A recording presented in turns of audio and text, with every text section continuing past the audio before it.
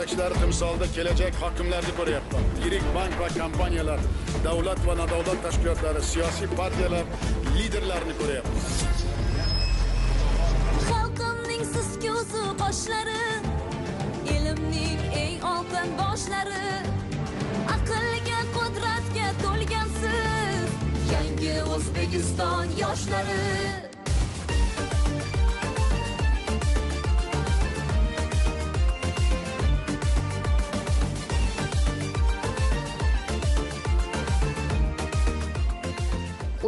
iyun Yoshlar kuni munosabati bilan Turon Bank bosh ofisida rahbar va yoshlar uchrashuvi tashkil etildi. Unda bank rahbariyati, soha mutaxassislari, Ustoz AI loyihasi ishtirokchilari hamda Turon Bankning hududlarda faoliyat olib boruvchi yosh xodimlari yoshlarning fikr va takliflari yuzasidan ochiq muloqot o'tkazdilar. Bu tadbir biz uchun juda foydali va unumli tadbir bo'ldi. Ko'plab ma'lumotlarga ega bo'ldik. Rahbar va yoshlar uchrashuvi mobaynida o'z takliflarimizni bildirdik hamda rahbarlarimiz tomonidan ularning tajribalari, amaliyotlarini atroflicha o'rgandik. Bu bizni yanada ruhlantirdi hamda kelajakka, ya'ni biz yoshlarga qaratilayotgan imkoniyatlarni qanchalik ustuvorliligini yana bir bor angladik. Tadbir avvalida mehmonlar va yoshlar Turon Bank muzeyi hamda bank tomonidan amalga oshirilayotgan istiqbolli loyihalar aks ettirilgan ko'rgazma bilan tanishdilar. Ko'rgazmada Ustoz AI, mahalla hamda Turon kitob bekati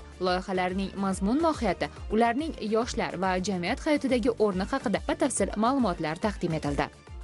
Ustoz AI tomonidan ko'rsatilgan imkoniyatlardan juda ham tashakkur bildiraman, chunki juda ham ko'plab rahbarlar bilan ko'rishga imkoniyat berdi. Yangiliklarni aytib o'tdilar va tavsiyalar ham berib o'tdilar. Shular orasida kitobxonlikni alohida to'xtalib o'tdilar. Bunday tadbirlar ko'p o'tkazilishida bizni yoshlar ichidagi olovlarimizni to'g'ri yo'naltirishga yordam beradi hamda bu tadbirlar borgan sari ko'paygani yaxshi deb hisoblayman.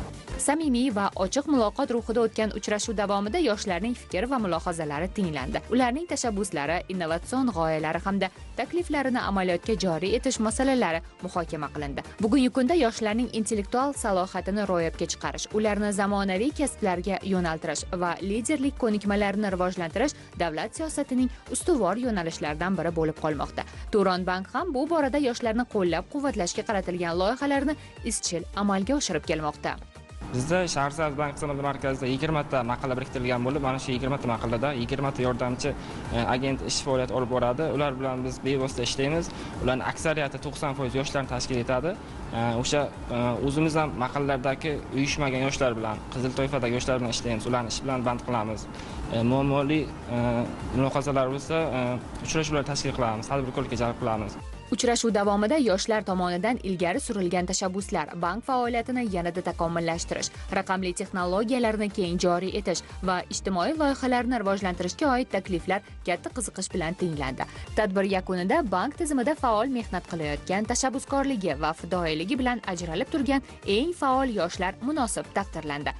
Eng yaxshi tashabbuskor yoshlar nominatsiyasida g'olib topildim va moddiy va ma'naviy jihatdan rag'batlantirildim. Bu uchun alohida Turon Bank rahbariyatiga minnatdorchiligimni bildiraman. Turon Bank rahbariyati tomonidan yoshlar uchun juda ko'plab imkoniyatlar yaratilgan. Misol uchun ko'plab zakovat intellektual o'yinlari, futbol musobaqalari, shaxmat o'yinlari, kitobxonlik dasturlari amalga oshiriladi. Bular yoshlar uchun bir qancha yangi do'stlar orttirish, jamoaviy ishlash, tajriba orttirish, yoshlarni ilhomlantirish, ishga bo'lgan munosabatini yaxshi tomonlarga o'zgartirishga ancha hissa qo'shadi. Turon Bank tizimida ustoz shogird an'anasi joriy qilingan 2018-yildan mana bugungi kungacha qariyb 8 yildirki saqlanib kelmoqda. Ustoz shogird an'anasi orqali Farg'ona bank xizmatlari markazida juda ko'plab bo'lim boshlig'i lavozimiga chiqqanlar bor. Bunday uchrashuvlar yoshlarning faqat fikrini tinglash bilangina cheklanmay, ularning tashabbuslarini qo'llab-quvvatlash, yangi loyihalarni hayotga tatbiq etish hamda mamlakat taraqqiyotiga daxldorlik hissini yanada mustahkamlashga xizmat qiladi. Zero yangi O'zbekistonning ertangi kuni bugungi bilimli, tashabbuskor va vatanparvar yoshlar qo'lida.